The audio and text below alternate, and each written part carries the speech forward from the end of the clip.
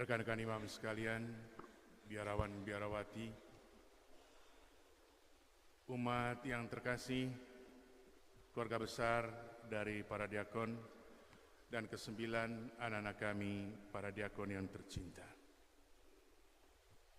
Di awal renungan ini, saya mengutip satu penggalan dari dokumen resmi gereja. Bunyinya sebagai berikut. Kepada para bangsa, gereja diutus oleh Allah untuk menjadi sakramen universal keselamatan. Untuk memenuhi tuntutan-tuntutan hakiki yang sifatnya Katolik, menaati perintah-perintah pendirinya. Gereja sungguh-sungguh berusaha mewartakan Injil kepada semua orang. Apa yang kita dengar bersama ini adalah kalimat awal dari mukadimah dari Decret ad Gentes dari Konsili Vatikan II tentang kegiatan misioner gereja.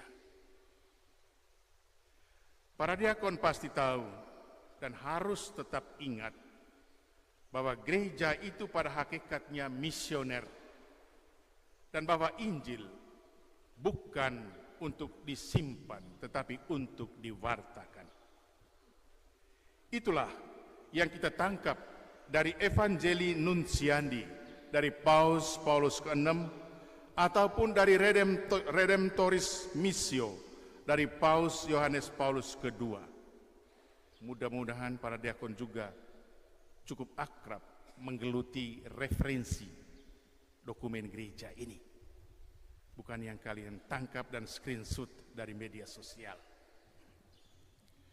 Saya mengajak kita semua, secara khusus para diakon, untuk menangkap pesan-pesan misioner dari ketiga bacaan suci yang dipadatkan dalam tema perayaan tabisan pada pagi hari ini. Pergilah, aku mengutus kamu. Pertama, panggilan dan perutusan itu selalu mengisyaratkan secara tegas satu komitmen pemberian diri yang total. Panggilan tidak pernah akan menuntun orang kepada suasana nyaman dalam dirinya sendiri, tetapi dipanggil untuk pergi memberi diri secara total, tidak bisa terbagi-bagi.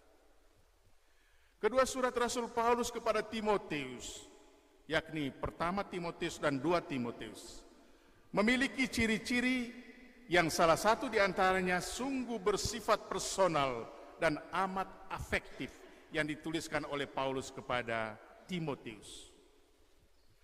Relasi Paulus dan Timotius begitu dekat, seperti antara dua sahabat, atau juga sebagai ayah dan putranya. Betapa Paulus alami rasa kesendirian dalam perutusan itu. Kita dengar dari bacaan pertama, dia deretkan tadi itu. Dia menulis kepada Timotius, kecuali Lukas yang masih tinggal bersama aku, yang lain-lainnya seperti Krekes, Titus, Tikikus telah berangkat ke tempat perutusan mereka. Paulus juga sempat bercurhat kepada Timotius bahwa betapa saudara Kemas telah memilih jalannya sendiri sebab ia lebih mencintai dunia. Dan lagi, yang bernama Alexander, si tukang tembaga itu, banyak berlaku curang dan penuh dengan kejahatan melawan Paulus. Saudara, dalam situasi seperti ini, sikap apakah yang diperlihatkan oleh Rasul Paulus sebagai seorang Rasul Agung? Nampaknya sesederhana. Namun mari para diakon, putra-putraku terkasih, saya mengajak kalian semua sejenak berkontemplasi tentang pokok pikiran ini. Ingatlah, Rasul Paulus memohon kepada Timotius untuk dua hal yang kita dengar dari bacaan pertama pagi ini. Pertama, sekiranya nanti bila kembali, Timotius tak lupa untuk membawa jubahnya yang tertinggal. Jubah yang ditinggalkan Paulus di Troas, di rumah Karpus, untuk dibawa pulang oleh Timotius. Saudara-saudaraku, rekan-rekan, sekalian para imam, terutama anak-anakku para diakon, ingat, jubah yang kita kenakan, kasula, stola yang kita pakai ini, sepantasnya tetaplah kita pakai dan menjadi salah satu petunjuk penting identitas diri seorang klerus. Tadi kita bersama-sama mengikuti pemberkatan seluruh perlengkapan yang kalian pakai. Itu semua menjadi ciri khas dan identitasmu. Jangan lepaskan atau tinggalkan jubah dan semua perlengkapan itu di sana atau di sini. Bisa jadi Rasul Paulus ingin mengatakan kepada para diakon, anak-anakku terkasih, juga mungkin kepada para imam dan termasuk saya. Dia katakan apa? Jangan lupa, kalian adalah kaum berjubah. Jika Timotius diingatkan untuk bawa pulang kembali jubah Paulus yang tertinggal di Troas, kita para imam ini sepantasnya memiliki satu solidaritas kemuritan bahwa kita adalah orang-orang yang berjubah. Walau tentu dengan ukuran yang berbeda, toh nilai kemuritannya tetaplah sama di antara kita. Ingatlah jubah, mengingatkan kita sebagai orang yang memberi diri secara utuh kepada Kristus, Tuhan dan Guru yang memanggil kita. Karena itulah, putra-putraku terkasih, jubah, kasula, stola yang sebentar lagi akan dikenakan padamu, tetaplah jadi pakaian spiritual, pakaian religius, pakaian pastoral dalam tugas misionermu ke depan. Jangan pernah tertinggal atau ditinggalkan di rumah orang sampai akhirnya tidak berjubah lagi. Ingat ini baik-baik. Jangan biarkan itu ditinggalkan atau tertinggal di rumah orang sehingga kalian tidak berjubah lagi. Juga Paulus mengingatkan Timotius agar janganlah lupa membawa kitab-kitab, terutama perkamen. Perkamen itu adalah barang dari kulit binatang untuk dipakai seperti kertas untuk ditulis. Bagi Rasul Paulus, kitab-kitab itu amatlah berarti dalam hidupnya. Ia ingin bahwa yang diwartakan adalah kebenaran Injil yang ada di dalam kitab itu mengenai Tuhan Yesus Kristus yang memanggilnya. Karena itu, untuk Paulus, selain jubah, hati Paulus tetap tertaut pada kitab-kitab itu. Saudara-saudaraku, mewartakan Injil dari kitab-kitab yang dibacakannya bagi Paulus adalah satu keharusan dalam tugas perutusannya. Komitmen misi menandaskan kepada kalian juga, anak-anakku para diakon. Kalian hendaknya mempunyai kepatuhan pada kitab-kitab, mempunyai kesetiaan mengakrabi pada Injil, kabar gembira pada Tuhan Yesus sendiri yang telah memanggil kalian. Sebab itulah, seorang imam, seorang yang diutus, mesti memiliki kualitas relasi yang intim dengan kitab-kitab, dengan Sang Firman sendiri, yakni Yesus yang memanggilmu. Paus Yohanes Paulus II mengingatkan gereja, terutama mengingatkan para klerus, bahwa pelaku utama dari perutusan itu adalah Roh Kudus, maka selalu benarlah trilogi misi itu. Misi Allah Bapa melalui Yesus Sang Firman dan dalam terang cahaya Roh Kudus. Poin yang kedua yang ingin kita kontemplasikan dari ketiga bacaan suci ialah mengutip kembali surat kepada orang-orang Ibrani. Kita tersentuh dengan kata-kata berikut ini. Sebab setiap imam besar yang dipilih dari antara manusia ditetapkan bagi manusia dalam hubungan mereka dengan Allah, supaya ia mempersembahkan persembahan dan korban karena dosa. Apa yang dimaksudkan? Apa yang mau kita maknai dari kata-kata ini? Yang mau dimaknai adalah seorang imam tetaplah seorang manusia. Namun bagaimanapun, oleh karena kasih dan penetapan Allah sendiri, seorang imam diambil dari manusia, ditetapkan Allah sendiri untuk tugas mempersembahkan korban. Karena itulah, putra-putraku terkasih, ingatlah selalu bahwa diri dan panggilan hidupmu ada dalam bingkai serentak isi persembahan dan korban. Semuanya demi umat Allah, semuanya diabdikan demi gereja, semuanya diabdikan demi keuskupan yang dicintai, demi nilai-nilai kehidupan, dan di atas semuanya demi martabat kemanusiaan yang mesti dimuliakan dan diselamatkan dalam tugas perutusan kita. Hidup kita sepantasnya menjadi silih atas kelemahan manusia, termasuk kelemahan diri kita sendiri. Umat Allah merindukan berkat, umat Allah merindukan kata-kata yang meneguhkan, umat Allah merindukan kata-kata yang membesarkan hati. Umat Allah merindukan sapaan-sapaan yang menghempaskan rasa putus asa mereka, yang membuat mereka kehilangan pegangan dalam hidup. Itu yang dirindukan umat Allah dari para klerusnya.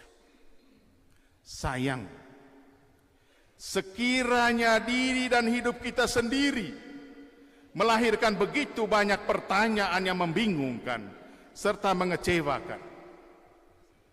Seorang imam sebagai insan yang telah dipersiapkan masuk dalam proses untuk menjadi duta cinta kasih dan nilai-nilai, juga sebagai pangeran perdamaian, mesti menjadi tanda sukacita dan harapan bagi umat kemana ia diutus. Putra-putraku para diakon yang terkasih, kalian telah mendengar bacaan Injil Lukas juga. Dan judul dari bab 10 ayat 1 sampai dengan ayat 12 adalah Yesus mengutus 70 muridnya. Saya sebagai yang dituakan, sebagai uskup, untuk kalian anak-anakku para diakon, sedikit ingin menyambung, mengutak-atik kata-kata awasan Yesus bagi para muridnya saat ia mengutus mereka. Pertama, Yesus mengutus para muridnya itu sebagai anak domba ke tengah-tengah serigala. Apa maksudnya? Maksudnya, agar kita mesti tetap lembut hati dan berdaya pikat pastoral. Jangan galak seperti serigala, apalagi melampaui serigala. Mangata piyama ita main serigala. Jangan. Yang kedua, Yesus bilang begini, jangan terlalu cemas dengan pundi-pundi atau bekal atau kasut. Tetapi anak-anakku terkasih, saya ingin melanjutkannya begini kepada kalian. Biarlah kita hidup apa adanya. Sekiranya rekeningmu mulai menipis, Tidak usahlah mati-matian dengan cara yang tak elok menggendutkan rekeningmu. Jangan juga mulai paksa-paksa siapapun agar kita dijamin secara material dalam tugas kita. Jika kita percaya sungguh dan berharap pada Allah, selalu ada jalan yang bisa kita temukan bagi pertolongan. Gereja umat Allah tetap merindukan imam-imamnya yang setia tanpa gelisah dalam melayani dengan sepenuh hati. Ingat ini baik-baik, anak-anakku. Yang berikut, Yesus mengingatkan, apabila masuk rumah orang, segeralah mengucapkan salam damai bagi rumah ini. Dan saya ingin mengatakan secara lain kepada anak-anakku para diakon, jadilah pembawa damai bagi rumah itu, damai yang menyejukkan, damai yang membuat rumah itu ada dalam kasih dan kesatuan. Janganlah menghadirkan atau kehadiran kita justru menjadi satu malapetaka dan sumber keretakan dan kehancuran bagi keluarga. Yang terakhir, pesan dari Injil. Yesus sebenarnya juga mengingatkan para murid itu untuk beradaptasi dengan keadaan rumah atau lingkungan di mana para murid itu diutus.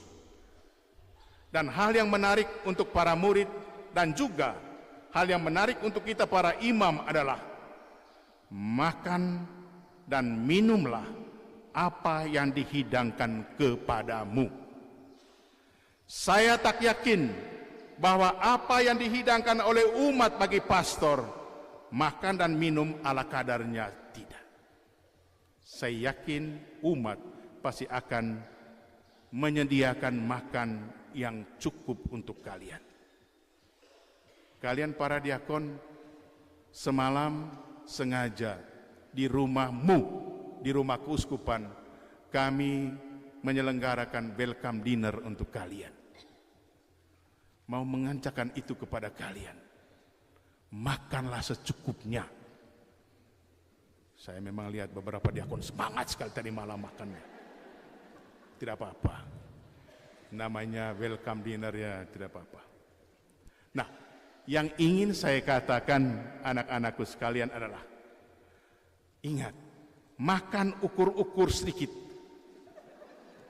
supaya tetap bugar untuk patroli ke tempat yang tak tersentuh kendaraan jenis apapun. Kalau perut dengan lutut sudah bersambung, tidak mungkin kita akan jalan. Dan lagi, para imam baru nanti, juga yang medior, apalagi yang senior, minum-minum boleh, tetapi sedikit-sedikitlah. Minum sedikit-sedikit, janganlah dibalik kalimatnya menjadi sedikit-sedikit minum, sedikit-sedikit minum. Baik, saya akhiri renungan ini dengan satu cerita di sebuah paroki dalam pertemuan kefikepan. Ini terjadi benar. Dalam satu pertemuan kefikepan, saya tidak mau merebut romo fikepnya. Ada di sini. Fikep menyanjung setinggi langit seorang pastor paroki di wilayah kefikepannya. Mengapa? Sebab kolekte misa di stasi Sati, di KBG semakin meningkat. Tanda bahwa pastor paroki itu rajin dan setia melayani. Mendengar pujian itu, seorang bendahara paroki dari paroki yang lain langsung bilang, angkat tangan dan berkata kepada Romo Fikep di forum umum itu, Romo Fikep, neka keterabo, bukan hanya pastor itu yang rajin dan setia melayani umatnya. Pastor paroki kami pun rajin merayakan misa dan melayani umatnya. Buktinya, ini bendahara beliau, buktinya, dalam 1 minggu saja saya bendahara paroki keluarkan anggaran untuk 4 botol anggur misa.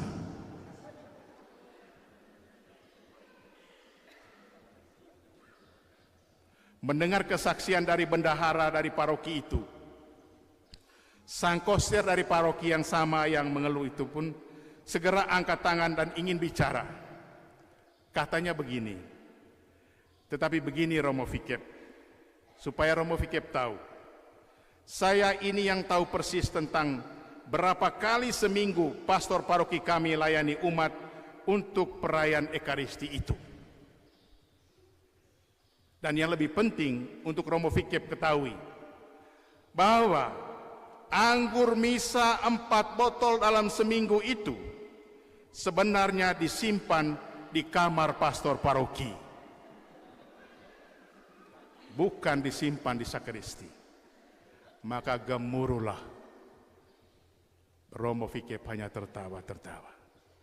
Anak-anakku terkasih, ini pengalaman sekaligus sentilan bagi kalian yang akan memulai tugas perutusanmu sebagai imam baru. Tuhan memberkati. Amin.